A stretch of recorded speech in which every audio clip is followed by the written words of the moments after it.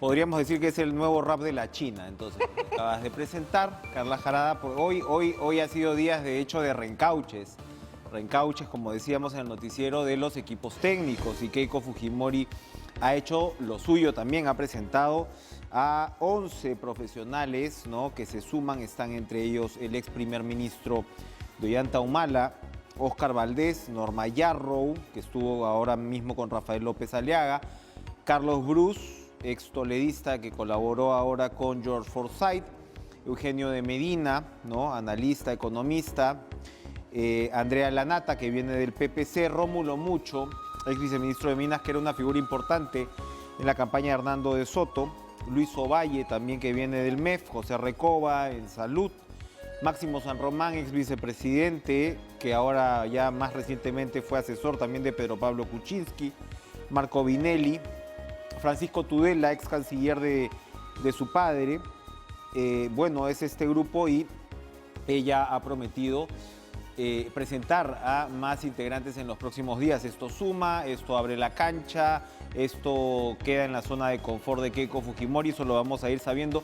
De todas maneras, el fin de semana, este domingo, ya va a ser pues la presentación en buena medida o la formalización de este equipo técnico en un debate.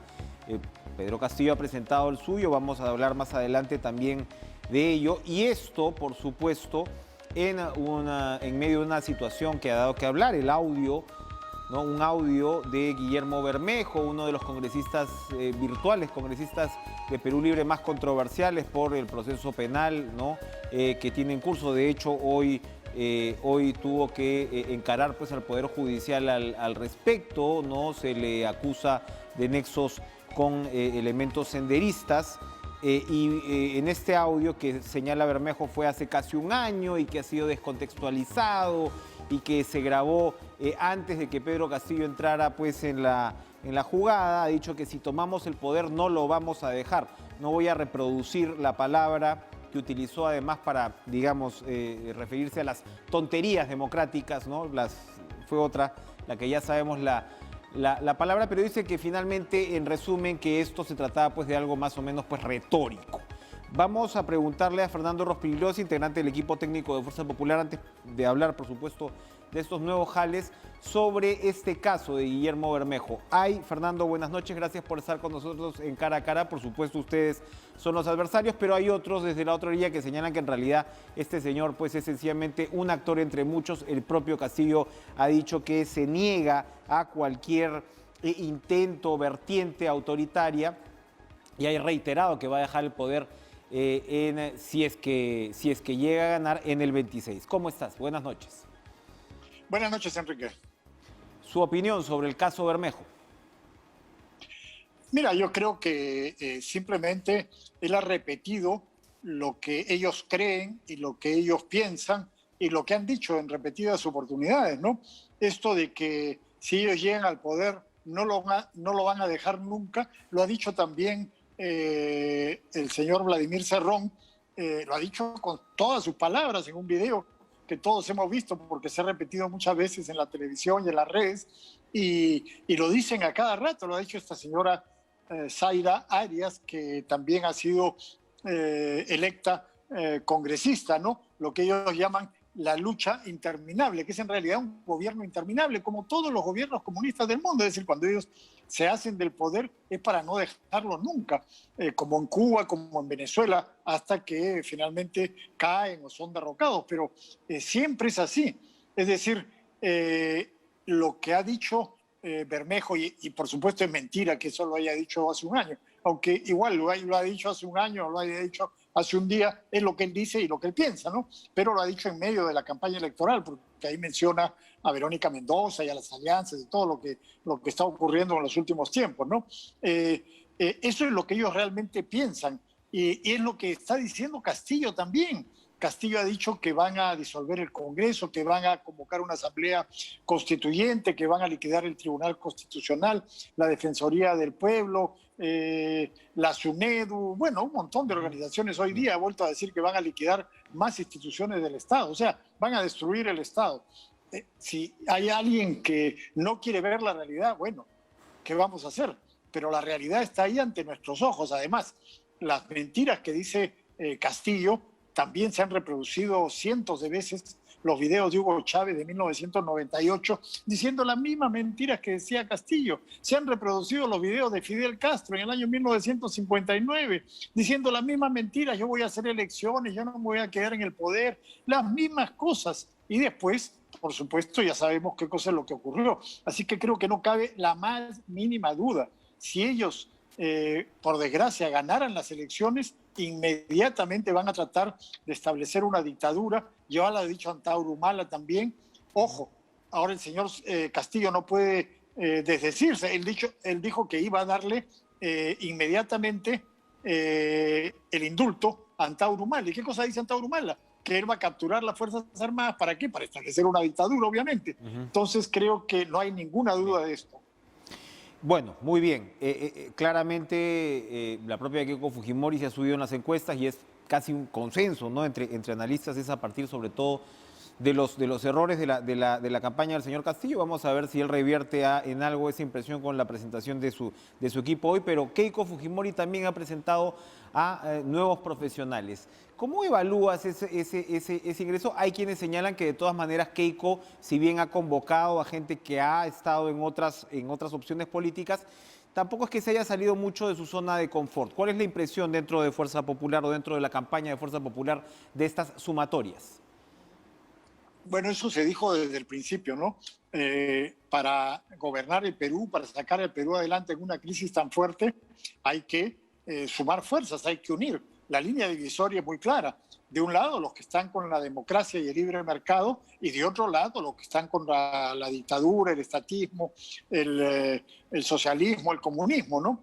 Entonces, todos los que están con la democracia y el libre mercado se están uniendo ahora. No solamente hemos visto a los líderes, los partidos, Rafael López Aliaga, Hernando de Soto, César Acuña, Bengolea, etcétera, Bengolea, etcétera, etcétera, sino también ahora técnicos independientes y algunos que han participado en las campañas de los que fueron rivales de Keiko Fujimori en la primera vuelta, pero que ahora todos nos estamos uniendo en función de un propósito común.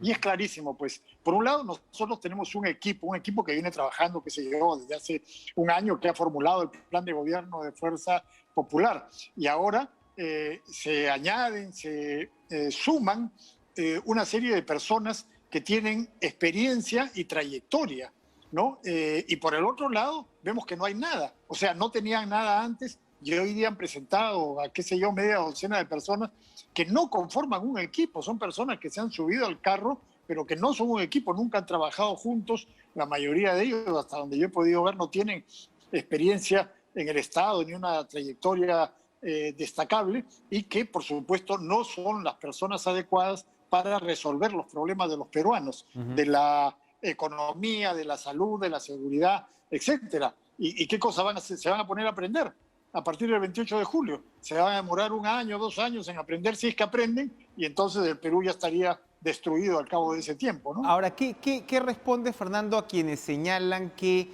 la eventualidad de un gobierno de Fujimori lo acaba de declarar alguien como Yohamovitz, por ejemplo, Luis Yohamovitz, otros más, en el sentido que de todas maneras va a ser un gobierno que va a tener mucho rechazo por la figura que representa Fujimori? Se ha venido insistiendo en el desempeño de la señora Fujimori en los últimos 5 años, que ya es atribuible a ella, según esta crítica, no a su padre, y que eso le puede costar mucho en este último tramo de la campaña. Claramente estás llegando a un punto en el cual seguramente estás entre blancos, viciosos, viciados, ¿no?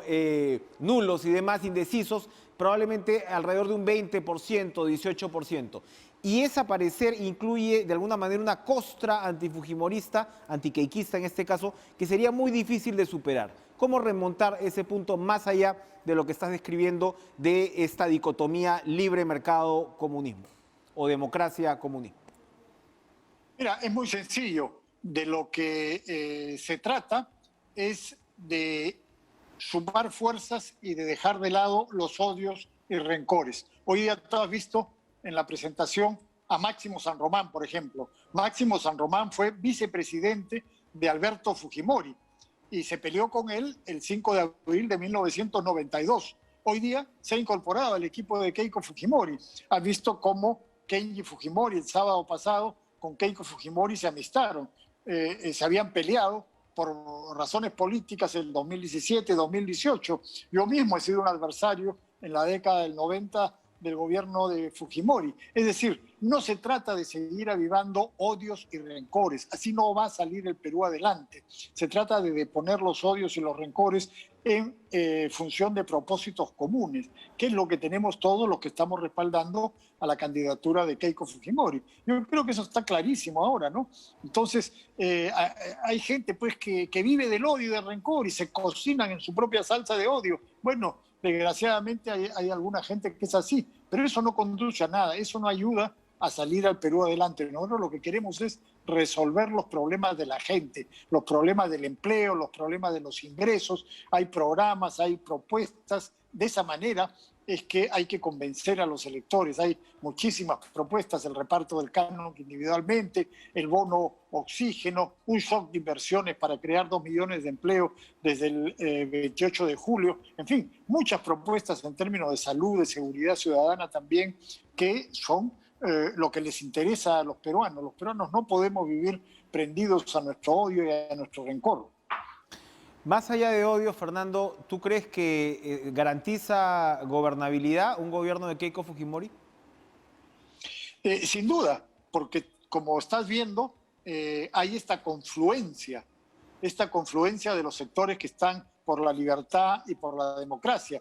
Entonces, eso de un lado va a establecer una confluencia en el Congreso de la República para poder mantener una estabilidad a ese nivel, y por otro lado, esta confluencia también a nivel de personas que tienen experiencia en el gobierno va a permitir desarrollar los programas y las propuestas que la gente necesita. O sea, sin duda, los miembros del Movadep, del Sendero Luminoso, los agentes de Cuba y Venezuela van a tratar de provocar disturbios, van a tratar de provocar desórdenes. De eso no cabe ninguna duda, utilizando la justa indignación de la gente por la crisis que estamos viviendo.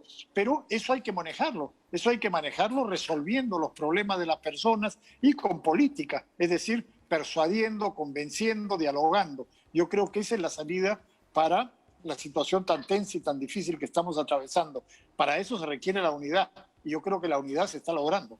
En esta situación tensa y difícil, ¿cómo observas la posible incorporación, si es que es posible, de actores, digamos, que podríamos calificar más ligados al centro político? Bueno, hay muchos del centro político que hemos visto ahora en esa reunión. Por ejemplo, Carlos Brus es una persona del centro político. Esta señora Elizabeth Sea, que es experta en derechos humanos de la Universidad de San Martín de Porres. O sea, hay muchas personas que son del centro que se están sumando a Keiko Fujimori. Claramente yo creo que eso es lo que está ocurriendo en este momento. Para terminar, ¿está definido ya cómo va a ser la participación de este domingo de este equipo técnico en el debate? No todavía, por dos cosas. Primero, que no están absolutamente especificados los temas, los subtemas y las condiciones del debate. Cuando eso esté perfectamente claro, entonces viene la segunda parte, donde nos tendremos que reunir para decidir quiénes son los que van a participar del equipo técnico, que era, creo, ¿cuántos éramos? Como 9. Aparte de cada uno de nosotros tenía otra gente con la cual trabajaba, por supuesto, y ahora se han sumado 13 más, entonces ya somos 20 y tantos. Ahí tendremos que decidir quiénes son los que van a participar en el debate, ¿no? Bien, muchas gracias Fernando Rospigliosi por acompañarnos esta noche en Cara a Cara. Vamos a continuar con la otra candidatura. Vamos a conversar con Anaí Durán, integrante del equipo técnico ya de Perú Libre, vocera política de Nuevo Perú. Ella, por supuesto, estuvo al frente del plan de gobierno. Verónica Mendoza acaba de recordar que la representación de su movimiento, ¿no?, ha sido explícita hoy en Puente Piedra, precisamente con la presencia de Anaí, a quien le damos la bienvenida. ¿Cómo está usted, Anaí? Buenas noches. Gracias por estar de nuevo con nosotros. Buenas noches, mucho gusto. Bueno, a ver, primero, el caso Bermejo, ha habido rechazo con respecto a este audio, estas expresiones. Él ha dicho que se han sacado fuera de contexto. ¿Cuál es la posición de Nuevo Perú al respecto? Bueno, nosotros inmediatamente salieron las declaraciones y al poco tiempo el mismo profesor Pedro Castillo publicó su discrepancia, su diferencia, su distanciamiento con este tipo de expresiones, ¿no? Nosotros también lo hicimos desde el Nuevo Perú, siendo muy claros en rechazar posiciones autoritarias que hay en distintas tiendas políticas y en particular esta, ¿no? Creemos que la democracia, la representación, la alternancia es parte de lo que hace bien a un régimen político, ¿no? ¿Se aísla Bermejo con una revelación como esta? Pues yo creo que esos son temas que tiene que ver el partido Perú Libre. Lo que sí pensamos es que en una fuerza progresista, de izquierda, que quiera ofrecerle al Perú un cambio sustantivo de fondo y democrático, pues no debe haber lugar a estas expresiones, ¿no? Clarísimo. A ver, el otro tema antes de entrar como tal al plan y a estos nuevos componentes del equipo técnico ha sido la admisión de Kurt Burneo, que bueno, él no se sumó finalmente a este equipo técnico, básicamente por el tema de no llegar a deslindar con el señor Cerrón y críticas puntuales ya a este plan bicentenario que señala él no participó, como por ejemplo lo que considera un excesivo proteccionismo en la economía. Yo quería saber más o menos, ya que usted estuvo al frente del plan de Juntos por el Perú, ¿qué tanto lo considera, digamos, cerca a los ideales que ustedes están planteando, por ejemplo, en política económica, o hay de todas maneras diferencias importantes? Bueno, en primer lugar, las opiniones del señor Burneo se respetan como opiniones personales, ¿no? Nosotros sí hemos trabajado orgánicamente, tú lo has dicho, hemos puesto a disposición el equipo técnico de nuestra organización política y efectivamente en materia económica nos sorprende un poco sus declaraciones, pero se respetan, pero efectivamente el equipo económico de Nuevo Perú ha trabajado con los profesionales que se han ido integrando y creemos que la propuesta de los 100 días recoge en buena parte también lo que nosotros hemos planteado, ¿no? Reactivar la economía, generar empleo, poner inversión pública, nacionalizar los recursos naturales, especialmente el gas. Esa es una propuesta que hemos conversado y que está ahí plasmada, ¿no? Creemos que es lo que hay que hacer para los 100 días y estamos seguros, convencidos de que el gobierno de Pedro Castillo, si el pueblo le da su confianza, lo va a hacer, ¿no? Estamos trabajando en esa línea, ¿no? Las opiniones individuales, profesionales pueden ser muy respetables, pero aquí hay un compromiso de sacar adelante el país, ¿no? Ustedes entonces suscriben el plan bicentenario que, como bien aclara, está centrado en el tema de los 100 días. Cuando hablamos entonces de las nacionalizaciones de los recursos naturales, ¿cómo proceden estas en este lapso tan crucial para un gobierno nuevo como son los 100 primeros días? Bueno, lo que está puesto ahí en el plan bicentenario para las medidas urgentes para los 100 primeros días, justamente propone recuperar la soberanía sobre los recursos, ¿no? Se proponen temas como esta red nacional de gas, porque como ya hemos visto, el gas ni siquiera en los sitios donde sale está beneficiando a la población, ¿no? Se trata de poner por delante la demanda interna, el gas domiciliario, que es algo que no cubrimos cuando países como Bolivia y Colombia cubren perfectamente y las familias tienen gas en sus casas a bajo costo. Entonces se trata justamente de eso, recuperar la soberanía y ponerse a planificar y a implementar lo necesario para que los recursos tan urgentes como el gas para la industria y para el consumo domiciliario puedan estar a disposición de la población. En el caso del gas, ¿cómo aterriza esta nacionalización? ¿Qué es lo que el Estado tomaría o pasaría a controlar en ese caso? Eso está más se desarrollará con más calma, no para los 100 primeros días, obviamente. Ahí hay un trabajo que hacer con más detenimiento, porque no es un proceso inmediato, pero pasa básicamente, como decía, por el primer paso de recuperar la soberanía, ¿no? De poder tener, por ejemplo, en el caso de Camisea, ¿no? De renegociar ahí lo que haga falta, mirar cómo se puede recuperar la soberanía del recurso, las ganancias también y asegurar el mercado nacional, ¿no? Bien, ahora, el otro punto que ha llamado la atención también de algunos analistas es el tema de lo que hay dos menciones, si no estoy mal. Una en el tema de recuperación económica y otra ya cuando hablamos de lo que se denomina segunda reforma agraria, que por cierto era un término que también estaba en el plan de Juntos por el Perú. Cuando se habla de la restricción de importaciones, digamos de productos que ya se producen aquí, se refieren pues a industrias como el calzado, industrias como agropecuaria, por supuesto. ¿Cómo se procesaría esa restricción de importaciones? Porque también estamos hablando de una medida casi inmediata, ¿no? Y esto es algo que también compartimos plenamente y lo propusimos en la primera vuelta. No se trata de restringir las importaciones, sino, como dice bien claro el plan, de frenar la competencia desleal de importaciones que estén afectando nuestra industria nacional y nuestra agricultura nacional, ¿no? Lo hemos visto en plena pandemia, se seguía importando papa de Holanda mientras nuestros agricultores no tenían cómo vender sus productos, ¿no? Entonces, lo que hay que hacer es tener ahí un freno a la competencia desleal, ¿no? Lo mismo que pasa, por ejemplo, con los las confecciones, ¿no? Entonces, poder poner por delante el mercado nacional, asegurar la distribución, las compras, las cadenas productivas también, y en esa línea es que se trata de tener un mínimo de regulación, como decíamos, ¿no? Poniendo por delante lo nuestro, finalmente. ¿Se revisaría el resto de tratados de libre comercio y este tipo de acuerdos en esos 100 días o en todo caso si se hace, eso estaría para más adelante? Eso no se menciona en el plan de los 100 días. Exacto. Creo que la vicepresidenta Dina Boluarte lo mencionó también en otras entrevistas, ¿no? Que sí se revisará con la calma del caso y de acuerdo a cada tratado específico, ¿no? Perfecto. Anaí, vamos a ir a una pausa, pero yo quería preguntarle de todas maneras otro punto que remarca el nuevo plan bicentenario, que es el de la Asamblea Constituyente. Anoche conversábamos con Óscar Uriola, expresidente del TC, que insistía que no podía haber un referéndum si es que no había previamente una reforma en el mismo Parlamento y que esto, pues, en resumen, tenía que pasar por el propio Congreso entrante. Vamos a ir a una pausa y volvemos.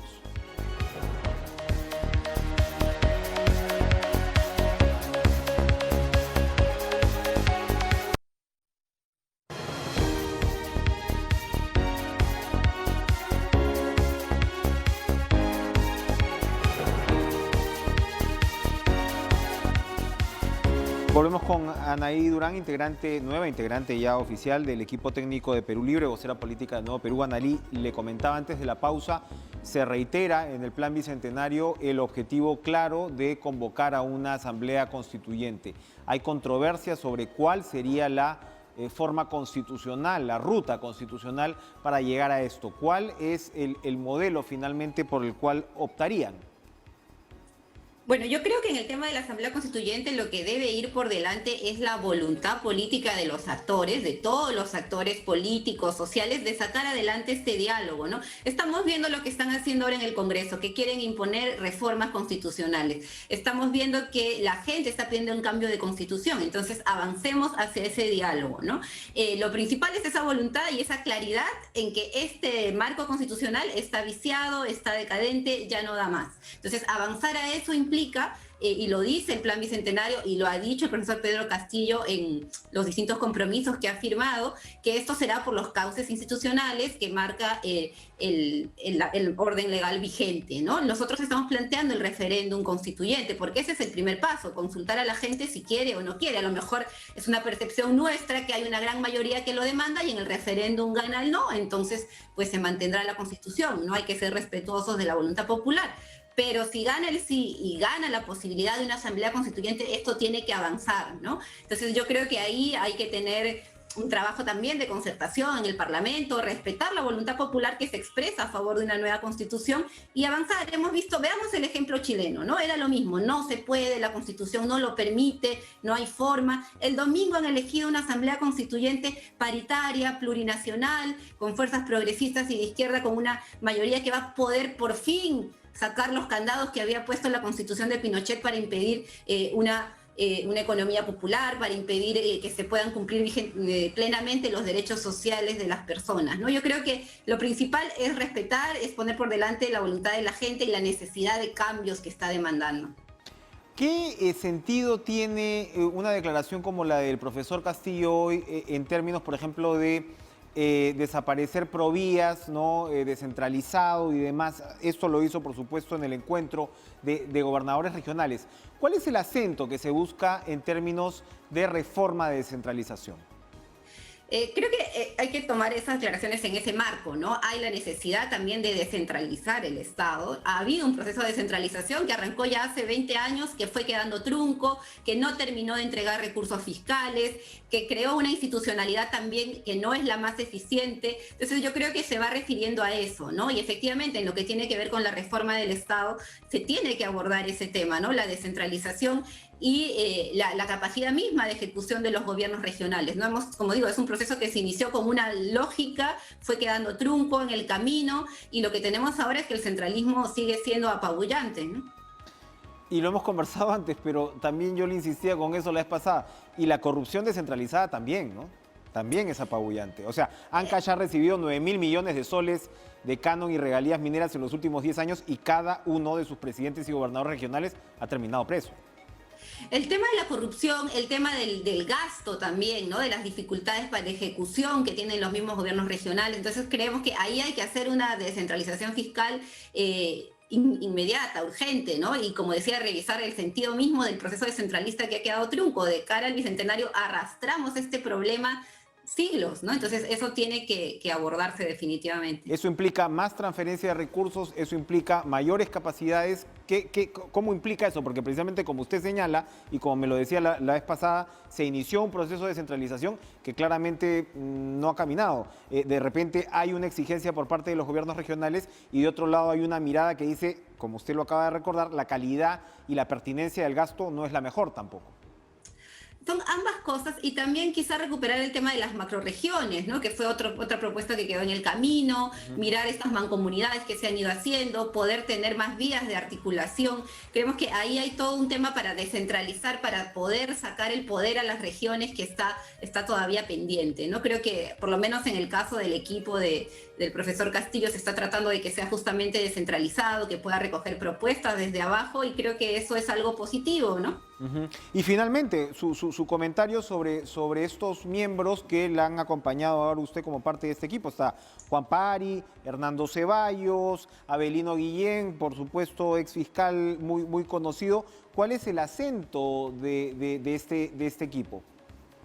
Bueno, yo creo que hoy día hemos tenido la presentación de un equipo en el marco de mucho calor popular, de mucha alegría, ¿no? Creo que hay que perderle el miedo a estas campañas que quieren infundir, de que acá está, de este lado está puesto lo negativo, ¿no? Ha sido una presentación, un ambiente de fiesta en Zapallar, en Puente Piedra, con el pueblo, con la gente, y efectivamente los profesionales, los técnicos que se han presentado son algunos más conocidos que otros, pero todos muy comprometidos con el desarrollo del país, ¿no? Tú mencionabas excongresistas, profesionales como Nando Ceballos, con quienes coincidimos hace tiempo en el Frente Amplio, por ejemplo, ¿no? Tiene una trayectoria, él es de Piura, de regiones, lo mismo que Juan Pari, que tenía un papel importante en la lucha contra la corrupción, ¿no?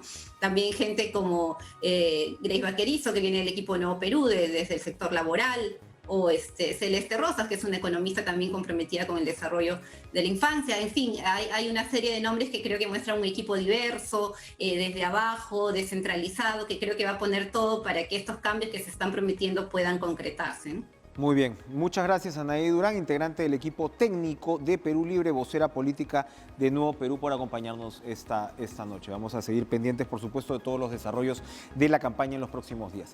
Vamos a ir a una pausa, pero por supuesto en medio de este contexto tan complejo político que estamos viviendo, está también la noticia pues de un incremento en la pobreza bastante importante. Esto lo ha confirmado el INEI, era algo que de todas maneras ya había indicadores, pero estamos hablando pues de prácticamente 10 puntos en un solo año. Esto es un apocalipsis prácticamente en nuestra vida social, y vamos a conversar con Alexandra Ames, politóloga, experta en políticas públicas, jefa del Observatorio de Políticas Públicas de la Universidad del Pacífico, con respecto a qué hacer para revertir esta situación lo más rápido posible. Regresamos.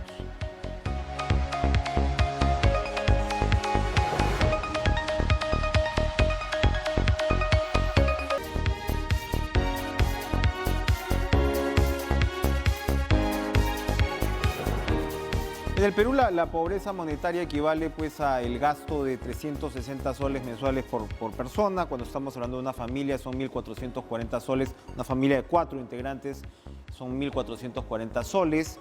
Y bueno, la pobreza monetaria siempre ha tenido, digamos, su controversia en torno a la interpretación de qué tan fielmente representa la pobreza, la verdadera pobreza de una población. Por eso la pobreza multidimensional toma otros aspectos y las mediciones se han ido de alguna manera complejizando. Pero el hecho es que el INEI ha revelado que en lo que se trata de pobreza monetaria, en el 2020, como consecuencia, por supuesto, sobre todo de la pandemia, nos hemos disparado 10 puntos, casi 10 puntos, para llegar al 30,1%. Esto en un país que en medio de todos sus problemas había sido reconocido en los últimos años, precisamente por organizaciones como PNUD y demás, como una suerte de ejemplo en términos de reducción de esa pobreza. Evidentemente, dramática situación que además, ¿no?, se acompaña con la reducción de ingresos de los peruanos en un buen porcentaje adicional. Vamos a conversar con Alexandra Ames, jefa del Observatorio de Políticas Públicas de la Universidad del Pacífico, especialista, por cierto, en lucha contra la pobreza, a propósito de esta, como digo, dramática situación y la forma para revertirla en medio de una campaña electoral con las características además que tenemos y un gobierno que va a tener una gran tarea por delante. ¿Qué tal, Alexandra? Buenas noches. Hola, ¿qué tal? Encantada de estar en tu programa. No es una sorpresa este incremento, ¿no?, estadístico de la pobreza ya oficializado por el INEI, pero en todo caso, ¿qué es lo que habría de todos modos que atacar, que abordar? Estamos hablando además, por supuesto, de un país con muy poco apoyo social, una red de protección social realmente endeble. ¿Qué es lo que habría que hacer a partir de ahora? Sí, efectivamente, como bien mencionabas, la situación a la que nos ha llevado la pandemia es a retroceder 10 años, ¿no?, de lucha contra la pobreza. Hemos regresado al puesto o los porcentajes, niveles de pobreza que teníamos en el 2009.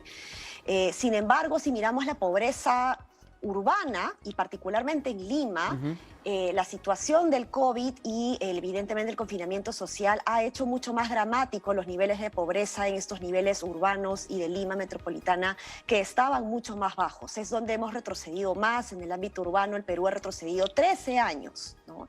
Entonces, estamos hablando, perdón, de una cuarta parte, un poquito más, de Lima metropolitana bajo la línea de pobreza. Eso es monstruoso.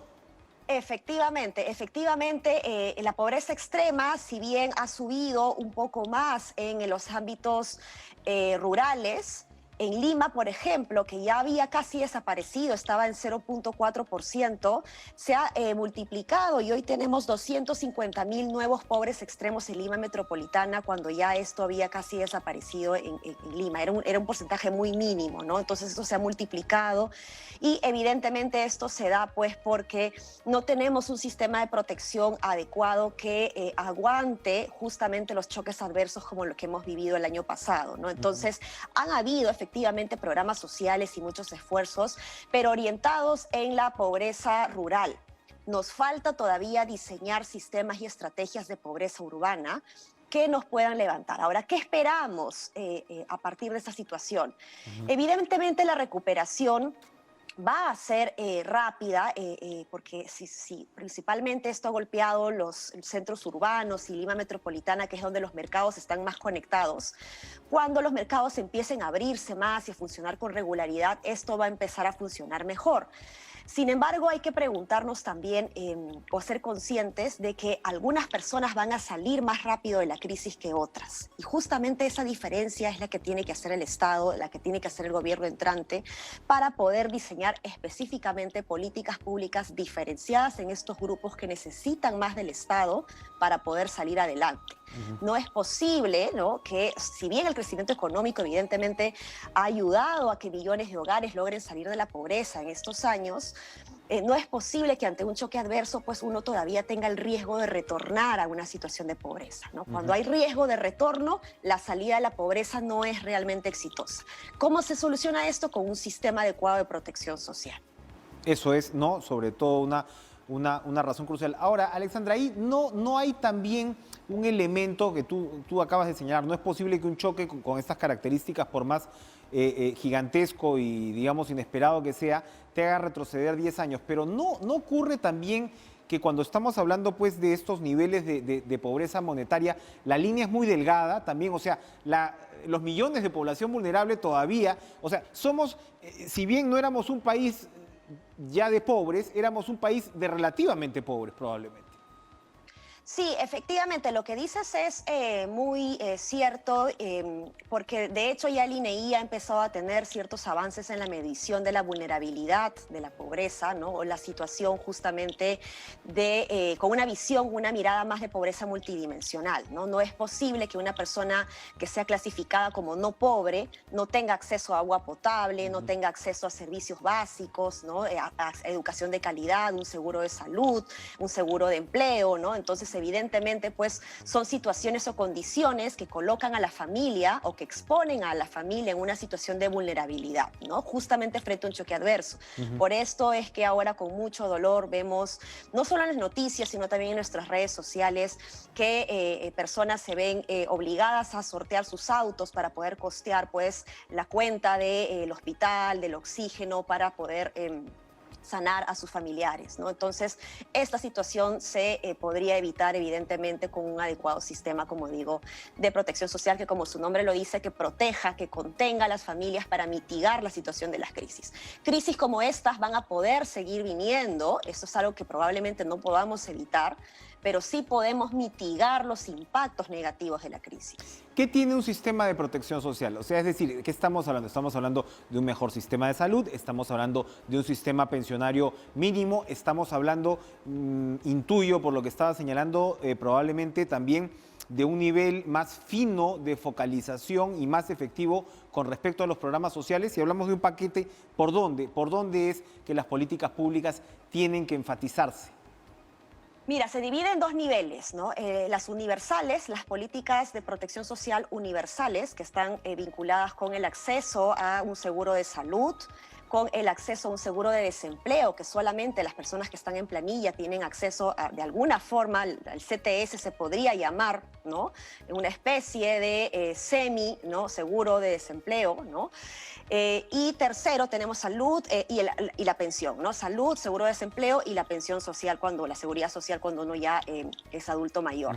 Esto desde el punto de vista de las políticas universales. Desde el punto de vista de las focalizadas, que esto existe justamente para países como el nuestro, que tienen diversos bolsones de desigualdad, ¿no? A nivel territorial existen muchas diferencias, evidentemente, de acceso u oportunidades para tener una vida plena, un adecuado bienestar.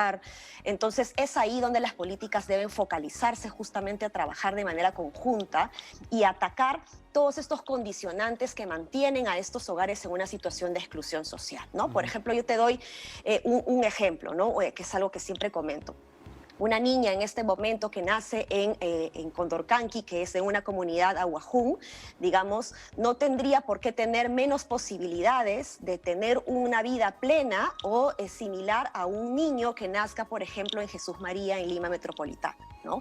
El territorio, la lengua materna, el nivel educativo de los padres no deberían ser factores que de alguna manera te condenen a un cierto nivel de progreso o de bienestar, ¿no? Entonces, justamente las políticas sociales focalizadas apuntan a evitar que estos condicionantes o estos factores de exclusión más bien se conviertan con adecuados servicios públicos en la capacidad de que todos los ciudadanos puedan acceder a servicios públicos de calidad con la misma intensidad, sin importar el territorio dentro del país, ¿no?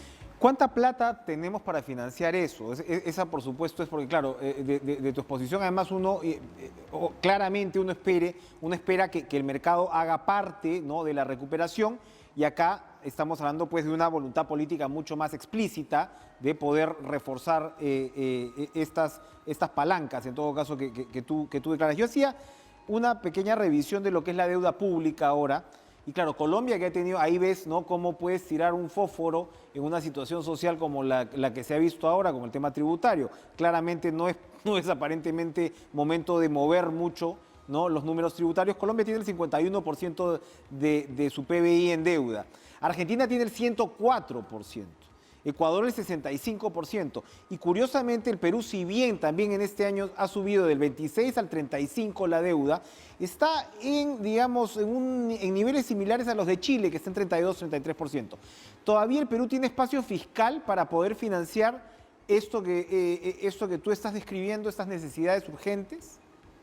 Mira, dentro de todo lo malo que hemos vivido, tenemos que agradecer que hemos tenido un buen comportamiento fiscal en los últimos años y eso nos permite pues poder enfrentar de alguna manera con mayor eficiencia, digamos, los gastos o la inversión pública que se tenga que hacer, sobre todo la inversión social. Tú me preguntas por cuánta plata hay. Pues el Estado tiene que ver la forma justamente de invertir en aquello que es crucialmente importante para reconectar con el rol que tiene el Estado, que es asegurar el bienestar de la población, ¿no? Entonces, la prioridad es esta. Y hoy lo que vemos, si bien evidentemente no nos podemos dar el lujo de gastar por gastar, como probablemente lo hacíamos en años anteriores, tenemos que empezar a ser mucho más finos, ¿no? Mucho más quirúrgicos y ser capaces de o estar seguros de que por cada sol que se invierta, esto me va a generar un retorno importante en términos de progreso social. Esto es crucial porque no estamos midiendo el retorno o los resultados de los programas presupuestales. Año a año se invierte alrededor de 80.000 millones de soles en más de los 80 programas presupuestales que tenemos, que están orientados para mejorar la calidad de vida de las personas. Y no tenemos la evidencia de que esta inversión realmente esté generando progresos como los funcionarios públicos esperarían. Entonces, necesitamos con urgencia un sistema de medición, no solamente para estar seguros de que estamos haciendo las cosas correctas, sino para identificar que cuando no estamos llegando al objetivo, pues podamos tener la oportunidad de corregir y empezar a mejorar, ¿no? No nos podemos dar el gusto o el lujo, como decía, de gastar por gastar, porque justamente pues estamos en un periodo de recesión y tenemos que ser mucho más fino con la inversión social que vayamos a hacer. Vamos a hacer una pausa, pero rapidito te dejo con la última pregunta. ¿La campaña política que estamos viviendo nos da buenas señales al respecto? Volvemos.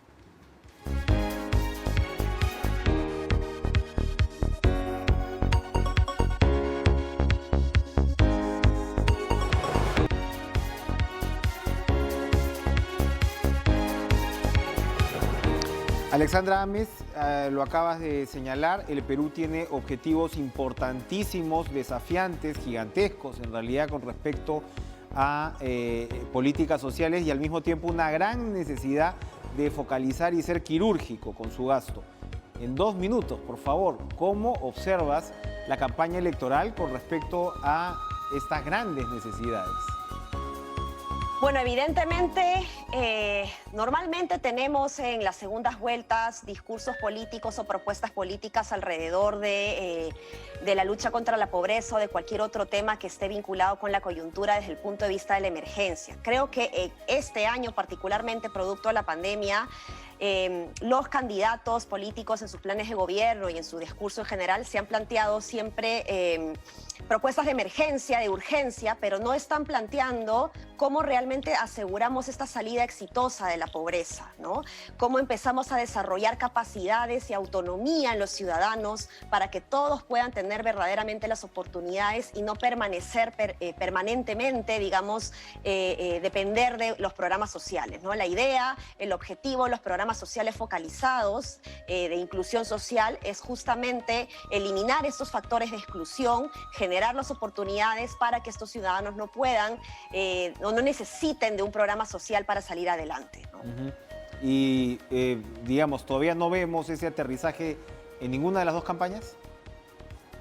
Lamentablemente no, todavía no estamos viendo cómo es que realmente vamos a ir por esta vía de la sostenibilidad, ¿no? Creo que es comprensible, dada la situación crítica en la que nos encontramos, de ver la urgencia, pero no debemos olvidarnos de ver justamente la otra vía, que es cómo aseguramos esta salida exitosa de la pobreza y no solamente cómo contenemos en un par de meses la situación, ¿no? Seguramente el debate de este domingo será una primera oportunidad, ¿no?, para medir realmente la seriedad con la que las candidaturas están asumiendo un reto tan gigantesco como ese, porque de hecho es uno de los temas que se van a discutir. Esperamos que en profundidad. Gracias, Alexandra Ames, por acompañarnos esta noche en Cara a Cara. Listo, un abrazo. Vamos a despedirnos, gracias a ustedes también por estar con nosotros. Vamos a darle, por supuesto, el pase a Lucho Trizano con En Pared y nos reencontramos mañana con más Cara a Cara. Que tengan una excelente noche, no bajen la guardia.